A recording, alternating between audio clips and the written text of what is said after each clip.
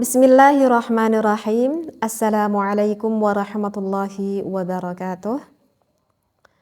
Bismillahirrahmanirrahim. Bismillah, alhamdulillah, wassalatu wassalamu ala rasulillah. Untuk pembahasan selanjutnya di dalam kitab Sulam Taufik ini, sebetulnya ada beberapa faslun yang sengaja saya lewati ya. Di sini ada yang menerangkan tentang wudhu, menerangkan tentang apa saja yang membatalkan kepada wudhu, menerangkan apa saja syaratnya wudhu, kemudian menerangkan tentang hadas. Intinya ada beberapa pasal, ya mungkin sekitar 5-6 pasal yang sengaja saya lewati. Itu dikarenakan saya pernah membahas pembahasan itu di pembahasan saya yang sebelumnya. Seperti itu ya, yang pernah saya bahas sebelumnya. Jadi mohon maaf sekali jika pengkajian kitab Sulam Taufik ininya saya lewati. Dan sekarang saya langsung akan membahas tentang syarat sahnya sholat. Ya. Baik. Jadi bagi yang punya kitabnya maka bisa dilihat saja ya, bisa dicari pada faslun wa min syurutis sholati. Baik. Bismillahirrahmanirrahim. Faslun ari ieu eta hiji fasal wa min syurutis sholati, dan di antara syarat-syarat salat itu istiqbalul kiblati, harus menghadap ke kiblat. Ini karena referensinya pendek, biar nanti saya enak menerangkan, saya bacakan aja dulu semua referensinya ya, maka insya Allah nanti saya terangkan satu persatu. Wa dukhulil waqti, dan juga untuk syarat selanjutnya harus masuk waktu sholatnya. Wal islamu, dan juga Islam. Wat tamyizu, dan juga tamyiz. Wal ilmu bi fardiyatiha, dan harus mengetahui akan fardunya sholat. Wa alla ya'taqida, dan tidak meyakini fardhan min furudiha sunnatan, akan salah satu fardu dari beberapa fardunya sholat sebagai sunnah.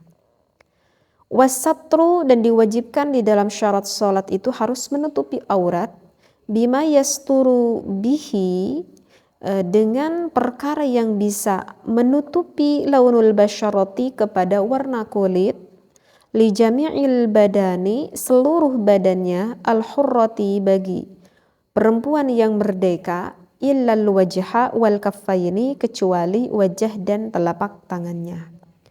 Wasatru ma baina surrati war rukbati, dan menutupi anggota badan antara pusar dan lutut dua, lidzakari, bagi laki-laki, wal amati, dan juga amat, min kullil jawanibi, dari segala arah, lal asfali, kecuali pada arah bawahnya. Nah itu adalah yang termasuk ke dalam syaratnya sholat. Jadi kalau misalkan kita di dalam sholat jauh di dalam syaratnya, maka itu bisa mengakibatkan tidak sah sholatnya. Dan syarat itu sebetulnya bukan praktek ketika kita sedang melakukan sholat. Dan persiapan syarat itu adalah sebelum kita melakukan sholat. Karena kalau diibaratkan ya seperti seseorang yang yang pengen melamar kerja gitu kan, kerjanya belum diterima, tetapi kan sebelum melamar kerja itu ada syarat-syaratnya. Kalau pengen diterima kerja di tempat kami, maka syaratnya harus ini begitu kan.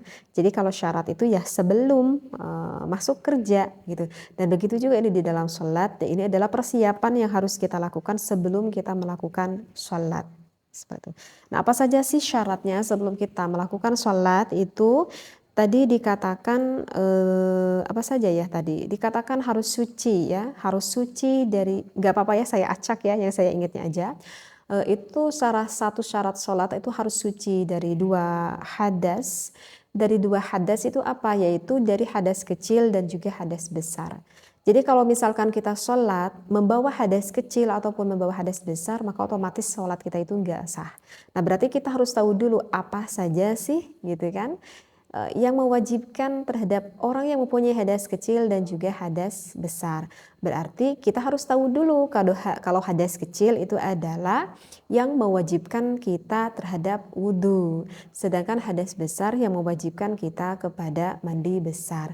Berarti kita harus tahu dulu apa aja atuh yang membatalkan kepada wudhu. Aduh, ini lebih panjang lagi ini pembahasannya ya. Kita harus tahu dulu apa aja sih yang membatalkan kepada wudhu. Nah kalau misalkan di dalam madhab Imam Syafi'i, nah berarti kita harus tahu dulu dong ini Maya harus paham dulu apa saja sih yang membatalkan kepada wudhu kita. Nah yang membatalkan kepada wudhu kita itu diantaranya adalah al-khariju min ahadis sabilaini min qubulin au duburin. Misalkan ini saya yang terangkan fikih tentang madhab Imam Asy-Syafi'i ya. Sekali lagi ini adalah madhab Imam Asy-Syafi'i.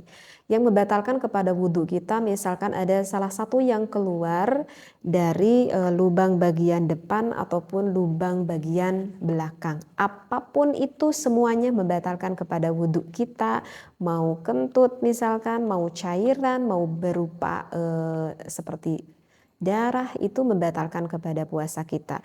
Yang maksud saya kepada wudhu kita. Illal mani, kecuali jika mengeluarkan air nutfah ataupun air mani itu tidak membatalkan kepada wudhu kita. Baik berupa keputihan, berupa madhi, berupa wadi, ataupun misalkan berupa cacing gitu ya. Itu semuanya membatalkan kepada wudhu kita. Dan saya tidak bisa membahas terlalu dalam ya, karena ini yang dibahaskan tadinya mau syarat sholat ya, bukannya tentang batal wudhu. Ini hanya secara garis besarnya saja. Nah kemudian yang membatalkan kepada wudhu kita diantaranya kalau misalkan hilang akal kita, maka itu juga membatalkan kepada wudhu kita. Misalkan dikarenakan gila, dikarenakan pingsan gitu ya, ataupun yang punya penyakit epilepsi ketika kambuh. Nah artinya yang berhubungan dengan akal sehingga mengakibatkan hilang akalnya itu juga membatalkan kepada wudhu kita. Termasuk tidur membatalkan wudhu kita, kecuali tidurnya adalah illa naumi qa'idin mumakkinin maq'adahu minal ardi. Kecuali kalau misalkan kita tidurnya yang menetapkan lubang dubur kita itu kepada tempat kita berpijak, kepada tempat kita duduk. Nah, jadi kalau maaf kalau misalkan ini adalah lubang belakang kita, lubang dubur kita, bukan pantatnya tetapi lubang bagian tengah, harus posisinya itu adalah seperti ini ya, seperti ini begitu ya.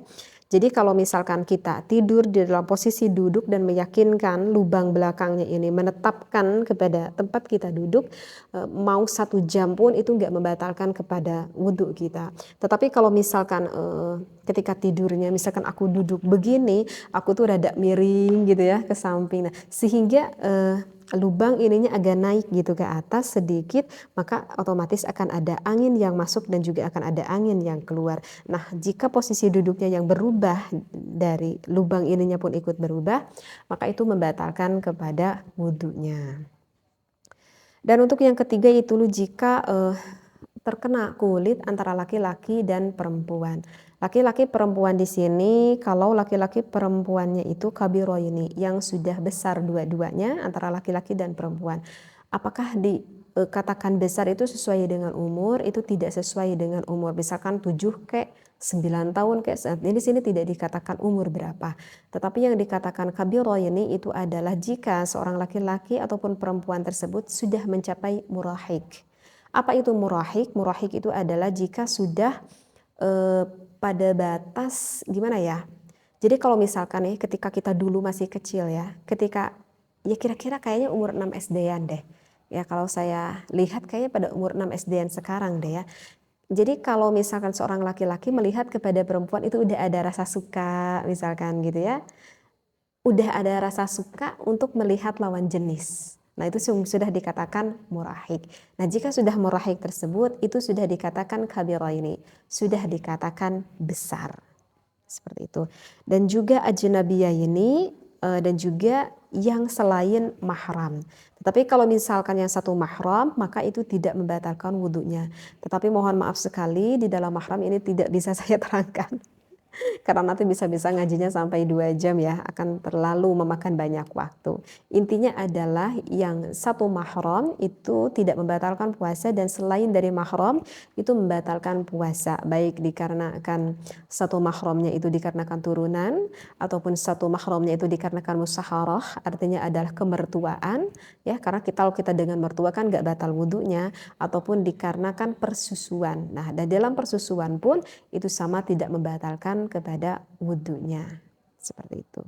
Min ghairi hailin, dan batal tersebut kalau misalkan tidak ada penghalang kulit. Jadi kalau misalkan ada penghalang kulit, maka itu tidak membatalkan kepada wudhu kita. Yang bahasakan di sini adalah basyarati kulit. Berarti kalau misalkan kita sentuh gigi, batal nggak? Nggak batal. Kalau yang kita sentuh adalah rambutnya, batal tidak? Berarti tidak batal. Ataupun misalkan ada tulang yang agak menonjol keluar, misalkan dikarenakan kecelakaan, jika menyentuh tulangnya itu batal tidak? Itu juga tidak. Karena yang dimaksud di sini hanyalah kulit saja yang bersentuhan dengan kulit yang membatalkan kepada wudhu kita. Dan untuk di dalam mazhab Imam Syafi'i, untuk yang keempat yang membatalkan kepada wudhu tersebut itu adalah jika memegang apa itu ya, lubang bagian depan ataupun lubang bagian depan ataupun lubang bagian belakang, batal itu kalau misalkan di batnil kaffaini ini ya, jadi dengan mau dengan au butuni, nah atau itanya bi batnir rahati au butunil asabi'i. Yang tidak membatalkan itu adalah bi batnir rahati au butunil asabi'i, artinya dengan telapak tangan ataupun dengan telapak jari. Ya, jadi kalau misalkan yang membatalkan kalau memegangnya dengan telapak ini ataupun telapak jarinya, ini baru membatalkan membatalkan wudhunya. Tapi kalau misalkan memegang dengan punggungnya ini, maka ini tidak membatalkan kepada wudhunya. Mana batasannya? Batasannya adalah ketika kita telungkupkan seperti ini ya. Ketika kita telungkupkan, nah ini ada bagian ini yang terlihat. Nah ini termasuknya apa? Nah ketika ditutup, jika bagian yang terlihat berarti ini, nah ini yang dikatakan dengan punggung. Maka kalau misalkan bersentuhan dengan bagian ini juga tidak membatalkan kepada wudhunya. Baik. Ini kayaknya agak panjang banget nih ngaji. Jadi itu udah paham ya, yang membatalkan akan wudhu, yang mewajibkan kepada hadas kecil. Nah sekarang apa sih yang mewajibkan kepada hadas besar?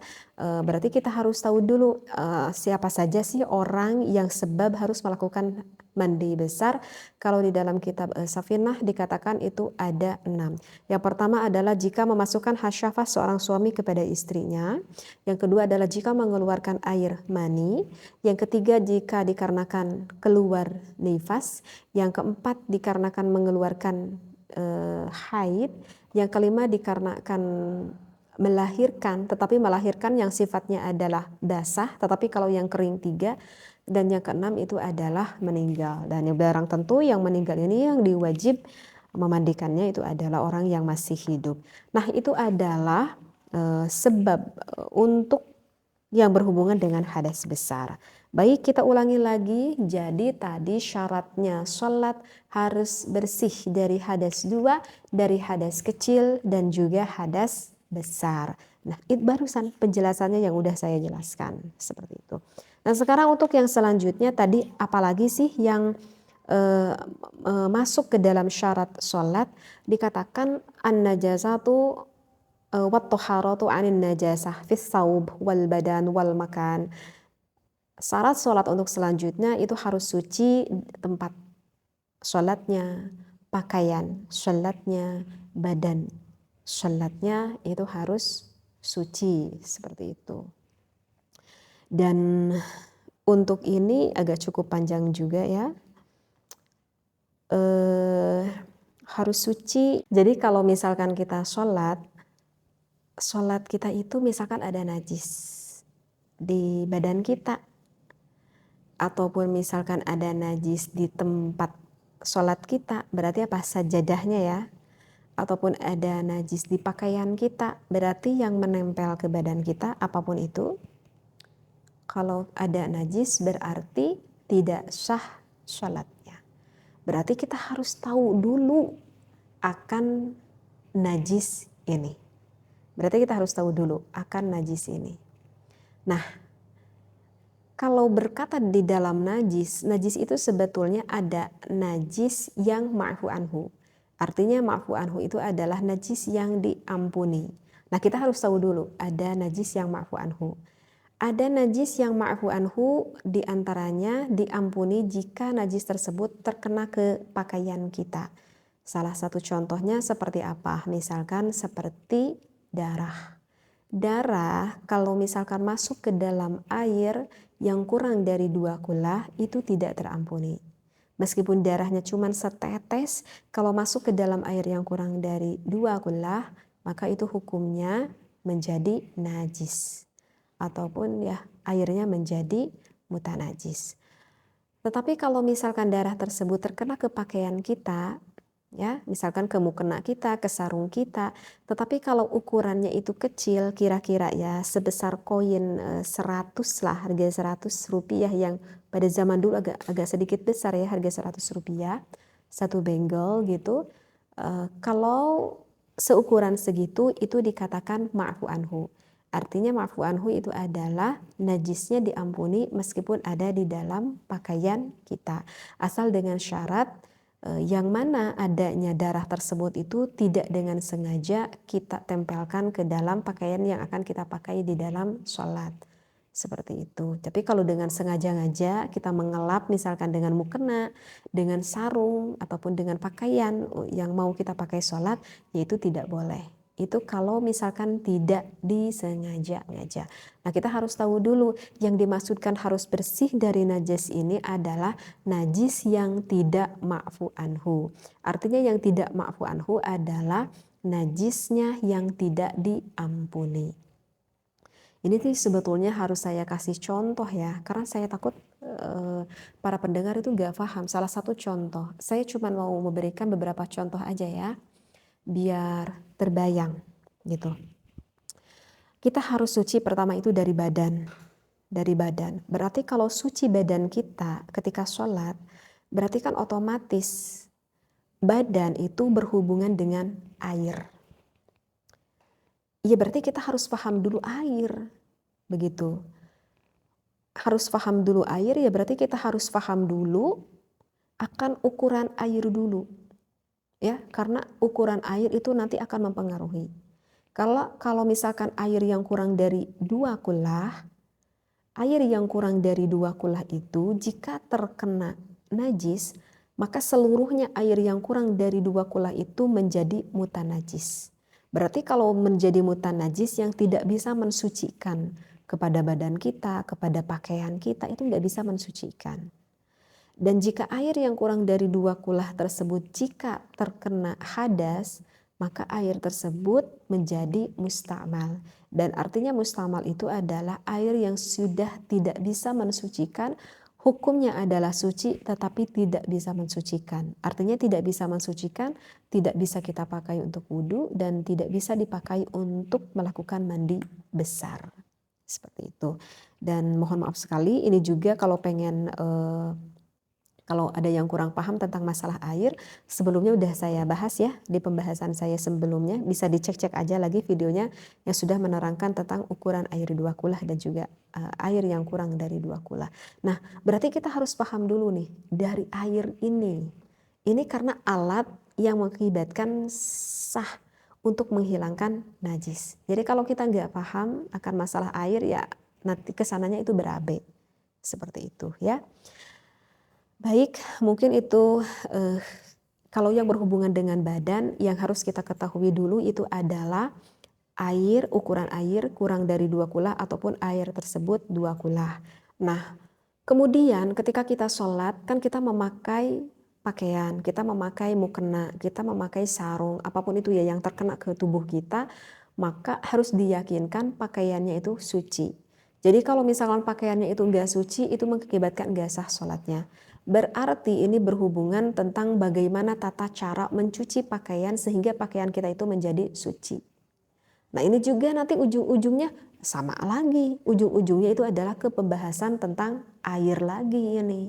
gitu. Jadi yang pertama memang harus kita ketahui itu bab toharoh itu adalah air gitu. Dan saya akan memberikan salah satu contoh di dalam menghilangkan najis di dalam pakaian. Menghilangkan najis di dalam pakaian itu syaratnya itu adalah dua. Pertama, harus dengan air yang suci lagi mensucikan. Jadi kalau menghilangkan najis di pakaian kita menggunakan air yang hanya suci saja tetapi tidak mensucikan, maka tidak bisa hilang najisnya itu. Dan untuk yang kedua, di dalam menghilangkan najis pada pakaian kita itu harus jari ulma'i. Artinya jari ulma'i itu adalah airnya harus mengalir. Jadi kalau airnya tidak mengalir maka tidak akan hilang najisnya itu. Dan itu ya tetap aja masih berada di dalam keadaan najis. Kalau itu pun meyakini bahwa pakaian kita itu ada najisnya. Dan salah satu contoh yang salah di dalam mencuci, di dalam tata cara membersihkannya. Misalkan kerudung saya ini ataupun mukena saya ini misalkan ada najisnya. Ataupun pakaian dalam saya ini ada najisnya. Ataupun baju yang saya pakai sholat ini misalkan ada najisnya. Maka kan harus disucikan. Udah kita kucek-kucek, kemudian kita tuh mau membersihkan.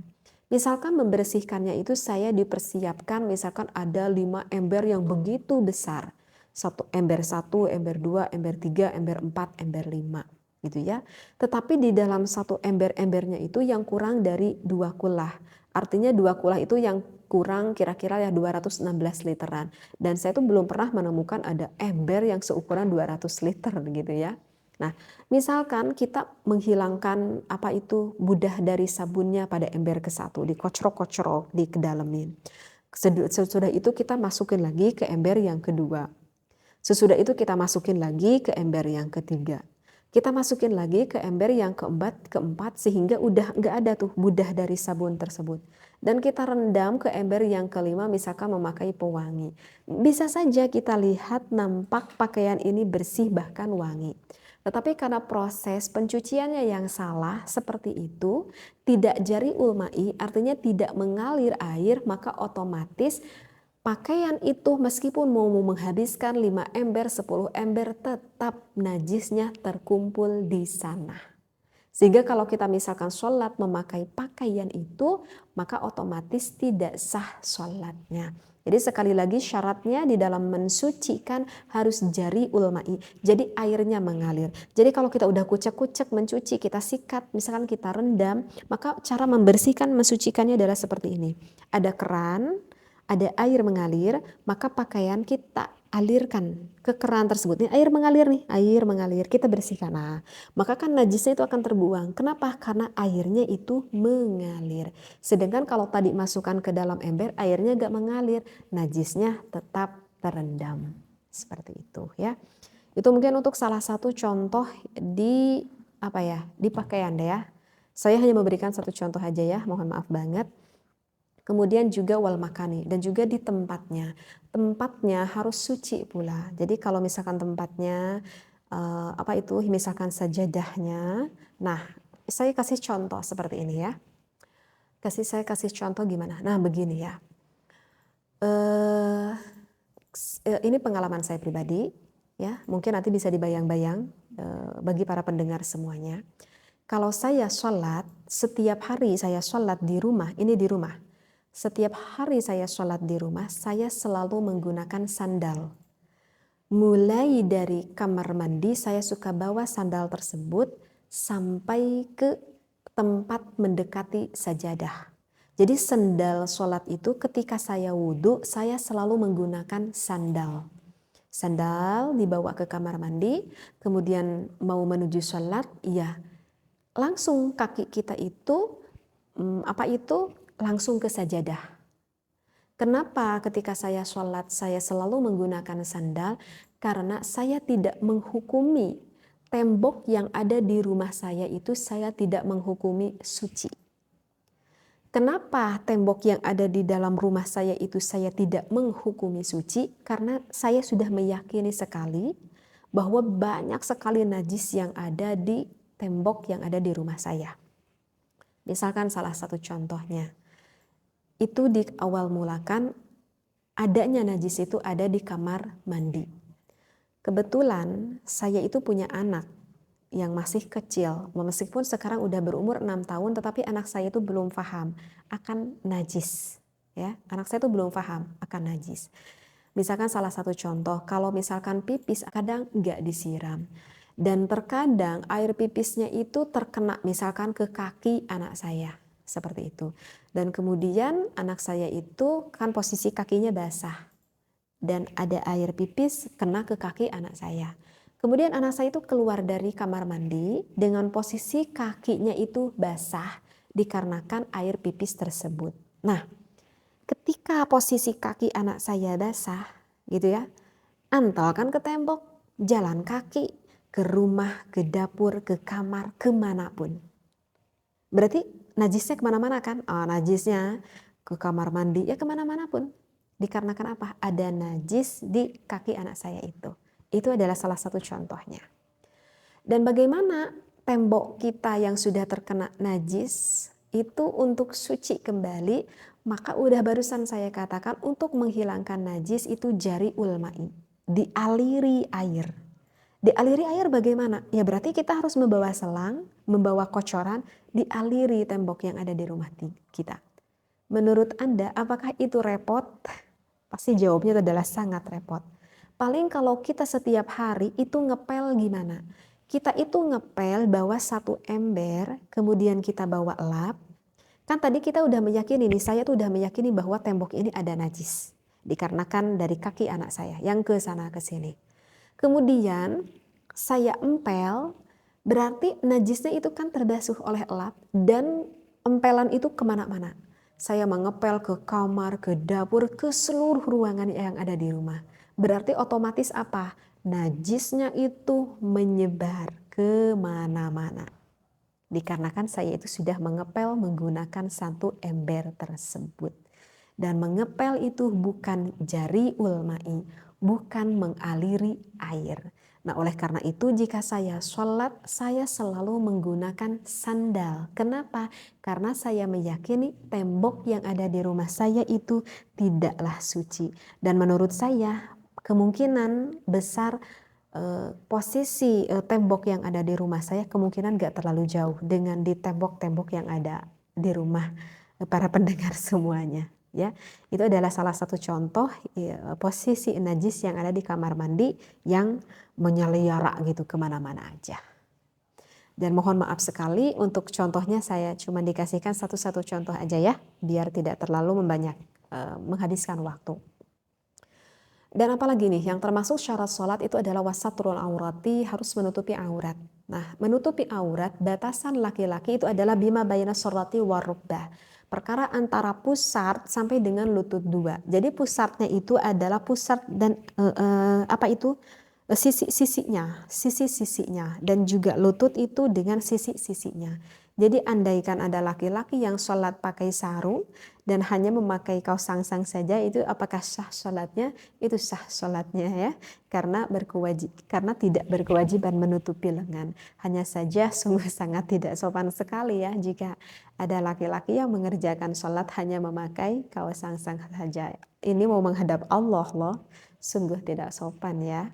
Dan untuk batasan wanita, nah ini nih yang perlu ini kalau untuk para wanita nih, batasan untuk wanita itu adalah seluruh badan kecuali muka dan dua telapak tangan. Baik, muka dan juga dua telapak tangan. Dari muka dulu. Mana batasan muka? Batasan muka itu adalah ta'ar ininya itu harus maksyufah. Artinya maksyufah itu adalah harus terbuka. Harus terbuka.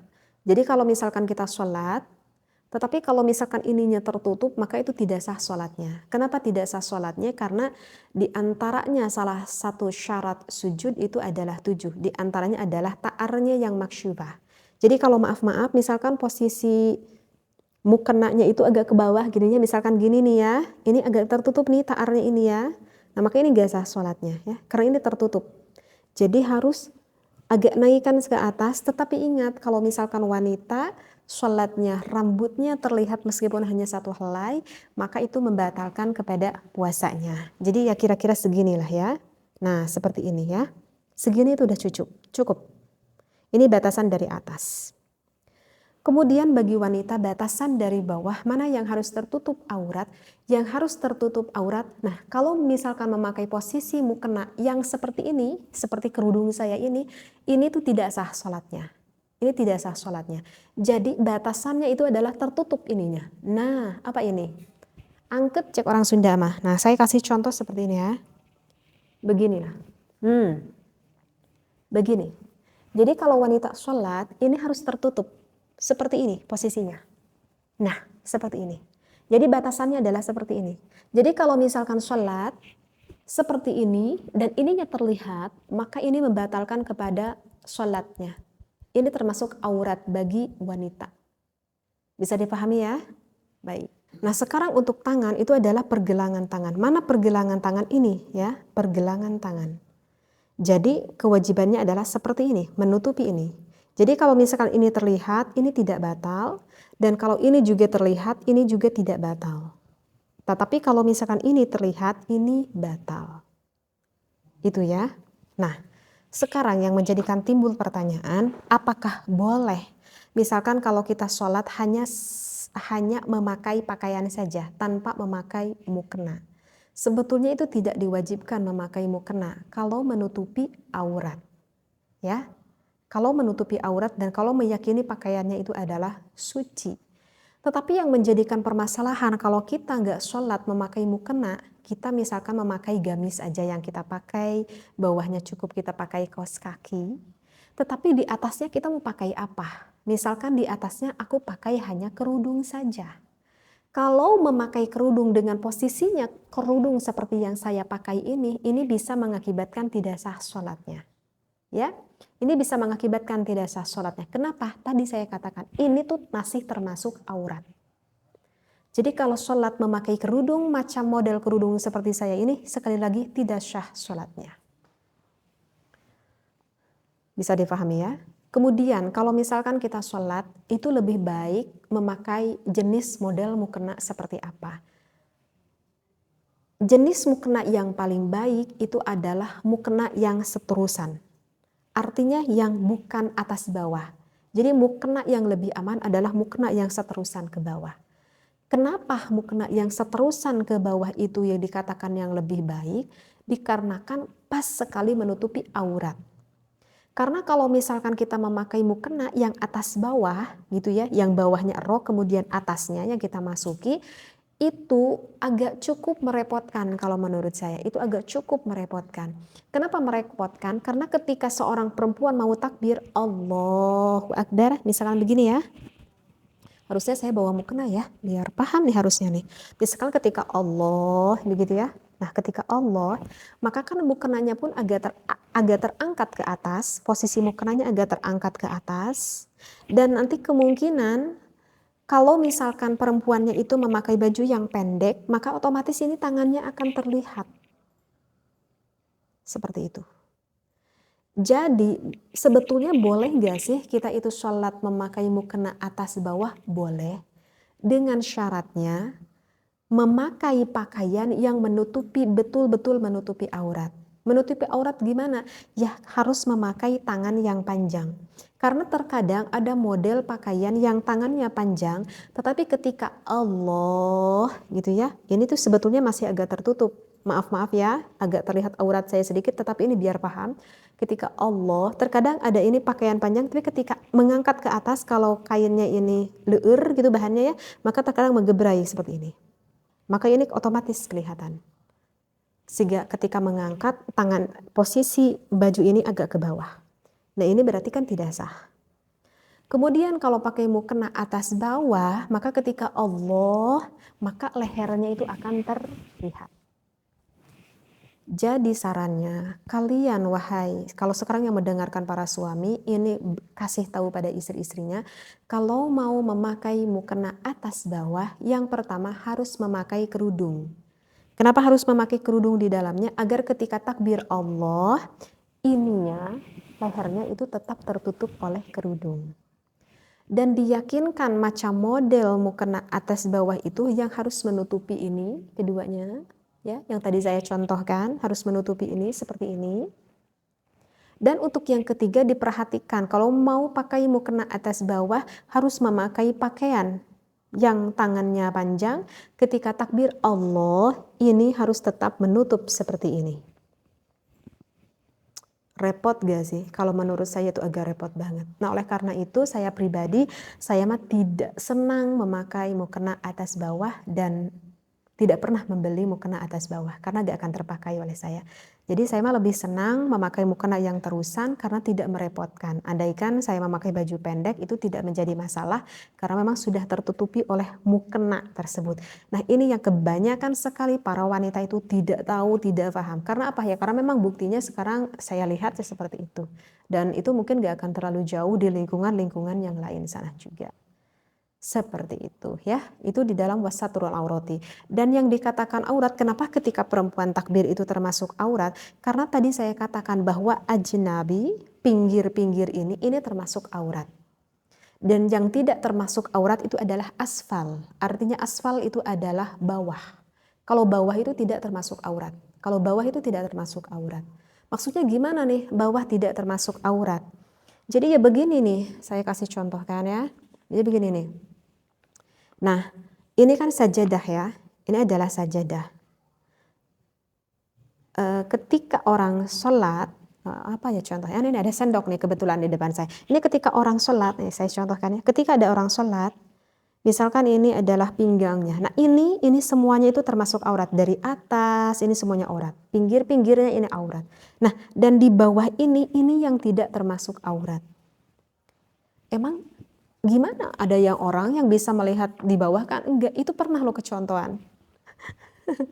Dulu, saya bercerita dulu sedikit nih, biar paham. Dulu saya itu pesantren, itu bangunannya itu masih dibuat dari papan. Tahu gak sih papan? Jadi di panggung gitu ya, madrasahnya itu di tingkat. Tetapi tingkatannya itu bukan oleh cor tembok, tapi sama papan gitu, papan. Nah, jadi posisi madrasahnya di atas, di bawah itu ada kamar-kamar untuk santri, ada kamar-kamar. Nah, kebetulan si papannya itu udah ada agak yang rusak, udah ada yang melepuh lah. Ada sebagian papannya itu yang udah bolong-bolong. Bolong-bolongnya udah agak cukup besar, misalkan segini gitu bolongnya. Jadi kalau misalkan saya itu lagi di madrasah atas, di bawahnya itu ada kamar santri. Jadi kalau saya itu melihat ke bawah itu akan terlihat. Misalkan di kamar bawah itu santri misalkan lagi tiduran, saya itu bisa melihat di atas dari celah papan yang udah rusak itu, dari bolong itu. Nah kemudian pada satu waktu ada seorang santri yang sholat, perempuan ini yang sholat. Dan sholatnya itu tidak memakai sajadah, karena kan kalau tekstur papan itu berbeda dengan tembok ya. Kalau tembok kan keras dingin, kalau papan itu kan empuk dan juga hangat gitu. Nah pada waktu itu ada santri yang sholat di atas papan itu tanpa memakai sajadah. Dan kebetulan sekali sholatnya itu di atas papan yang mana papannya itu yang bolong itu. Gitu ya. Sehingga pada saat itu santri yang lagi di bawah, yang lagi tiduran, itu kelihatan santri yang sedang sholat. Aduh maaf banget gitu, ini lucu banget nih, kocak. Jadi santri itu sampai kelihat yang sedang sholat itu memakai celana dalam berwarna apa. Seperti itu. Karena melihatnya itu di bawah, seperti itu. Nah itu yang saya maksudkan, itu yang dikatakan dengan asfal. Jadi melihatnya di bawah, meskipun terlihat tampak aurat, misalkan karena ya ini kulitnya terlihat dari pahanya, dari betisnya, itu tidak termasuk aurat. Kenapa? Karena melihat auratnya itu di bawah, asfal. Nah itu yang saya maksudkan. Jadi kalau misalkan samping-sampingnya ajnabi yang sampingnya itu termasuk aurat asfal, kecuali bawahnya itu yang tidak termasuk aurat. Begitu ya. Baik, wastiqbalul kiblati, dan juga di dalam syarat sholat kita itu harus menghadap kepada kiblat. Nah untuk kiblat mungkin tidak terlalu sulit ya, karena sekarang ada kompas ya, terkadang ada kompas yang ada di dalam sajadah, sehingga tanpa kita mengetahui ilmunya udah tahu, oh ini nih arah kiblat. gitu ya. Kalau dulu saya di pesantren untuk mengetahui arah kiblat ya memang dipelajari ya, itu ada di dalam kitab Sulamun Najah. Tetapi kalau sekarang itu sepertinya udah lebih mempermudah sekali dengan alat yang begitu canggih, di handphone pun sekarang kan ada ya untuk mengetahui arah kiblat. Wadukhulil waktu dan juga syarat sholat itu ya tentulah harus sudah masuk waktu sholat. Kalau belum masuk waktu sholat maka tidak syah sholatnya. Wal ilmu bi fardiyatiha, dan juga termasuk salah satu syarat sholat kita harus mengetahui akan fardu sholat. Kita harus mengetahui akan fardu sholat. Gimana nih kalau misalkan kita tidak tahu satu persatu sholat, tidak tahu satu persatu yang mana rukun mana yang sunnah, itu sebetulnya tidak apa-apa. Hanya saja jangan sampai menekadkan di dalam hati kita bahwa ini yang hukumnya fardu, ditekankan oleh hati kita bahwa ini adalah hukumnya sunnah. Misalkan membaca Al-Fatihah itu adalah hukumnya rukun, tetapi kita ditekadi di dalam hati kita bahwa membaca Fatihah itu adalah sunnah, maka itu bisa tidak syah sholatnya. Ataupun misalkan ketika ruku, punggung kita yang harus lurus itu adalah rukun. Tetapi kita berpikir bahwa punggung kita yang harus lurus ini adalah sunnah. Nah itu juga sama membatalkan kepada sholat kita. Intinya kalau misalkan kita tidak tahu membedakan mana yang fardu, artinya mana yang rukun, mana yang sunnah, ya sudah jangan sampai kita menekadkan. Kalau tidak tahu yang jangan sampai menekadkan di dalam hati ini sunnah loh, gak perlu seperti itu ya. Jadi sebetulnya kita harus tahu kalau di sini di dalam syarat sholat wal ilmu bi fardiyatiha, apa saja sih yang termasuk fardu ataupun rukun di dalam sholat. Nah sedikit akan saya kasih tahu bahwa di dalam sholat itu terdapat ada 3 rukun. Ada yang dinamakan dengan rukun hati, ada yang dinamakan dengan rukun ucapan, dan ada yang dinamakan dengan rukun pekerjaan. Yang pertama itu adalah rukun hati. Apa rukun hati ataupun rukun i'tiqodiyah? Yaitu niat di dalam hati. Niat itu termasuk rukun i'tiqodiyah, rukun hati. Jadi kalau misalkan kita sholat tanpa niat, meskipun lupa, sekali lagi meskipun lupa kita tidak membaca niat, udah tidak syah sholatnya, harus diulangi lagi sholatnya. Jadi cuma satu yang ada rukun hati, yaitu adalah niat saja. Kedua ada yang dinamakan dengan rukun ucapan. Apa saja yang termasuk rukun ucapan? Pertama adalah ketika lisan kita mengucapkan Allahu Akbar, itu yang dikatakan dengan takbiratul ihram. Lisan kita mengucapkan Allahu Akbar itu termasuk rukun ucapan. Keduanya rukun ucapan itu adalah ketika lisan kita mengucapkan Al-Fatihah. Dimulai dari surat Bismillahirrahmanirrahim, ayat Bismillahirrahmanirrahim sampai pada ayat Waladhdallin, itu termasuk rukun ucapan. Yang ketiga rukun ucapan itu adalah ketika kita mengucapkan tahiyat. Tahiyat awal dan juga tahiyat akhir itu sama, termasuk rukun ucapan. Tahiyat awal sampai Allahumma sholli ala sayyidina Muhammad, pada tahiyat akhir wa ala ali sayyidina Muhammad, itu adalah rukunnya. Sedangkan wa barik ala sayyidina Muhammad ya kama barakta ala sayyidina Ibrahim, itu adalah hukumnya sunnah. Fil alamina innaka hamidum majid, itu bersama hukumnya sunnah. Jadi kewajibannya sampai mana? Wa ala ali sayyidina Muhammad. Dan untuk yang kelimanya rukun ucapan adalah ketika lisan kita mengucapkan assalamu alaikum. Sudah, warahmatullah itu udah sunnah. Kewajibannya assalamu alaikum. Nah itu adalah 5 rukun ucapan yang wajib kita ucapi, tidak boleh di dalam hati. Kalau mengucapkan di dalam hati maka tidak sah sholatnya. Harus diucapkan meskipun pelan sekali terdengar oleh lisan kita. Dan yang menjadikan syarat di dalam rukun ucapan harus betul panjang pendeknya, harus betul tasjid-tasjidnya, harus betul makharijul hurufnya. Jika tidak betul panjang pendeknya, jika tidak dilewat tasjid-tasjidnya, jika tidak betul makharijul hurufnya, bisa mengakibatkan tidak syah sholatnya. Berarti harus ngaji ilmu tajwid. Yang ketiga ada yang dinamakan dengan rukun pekerjaan. Apa saja rukun pekerjaan? Rukun pekerjaan itu berdiri tegak, itu rukun pekerjaan. Kemudian ketika ruku, rukun pekerjaan. ketika i'tidal, rukun pekerjaan, ketika sujud, rukun pekerjaan, kemudian duduk antara dua sujud, juga duduk pada akhir sholat. Nah, itu adalah yang termasuk ke dalam rukun pekerjaan di dalam sholat. Wajib diketahui oleh orang muslim akan rukun sholat tersebut. Wa alla ya'taqida fardhan min furudiha sunnatan. Ya udah yang barusan ya, wajtinabul mubatilati. Dan untuk yang terakhir yang termasuk syarat sholat, harus menjauhi akan apa saja yang membatalkan kepada sholat. Dan insyaallah nanti akan ada pembahasan tentang apa saja sih yang membatalkan kepada sholat ya. Bisa dikatakan panjang-panjang, bisa dikatakan pendek-pendek juga sih. Sebetulnya ini di dalam syarat sholat pun masih banyak sekali yang tidak tuntas saya bahas gitu ya. Insya Allah ya, kita ngajinya sedikit-sedikit. Mudah-mudahan apa yang saya sampaikan kali ini memberikan keberkahan kepada kita semuanya, khususnya bagi saya yang mengajinya, dan juga keberkahan didapati oleh para pendengar semuanya. Wallahu a'lam, wabillahi taufiq wal hidayah. Wassalamualaikum warahmatullahi wabarakatuh.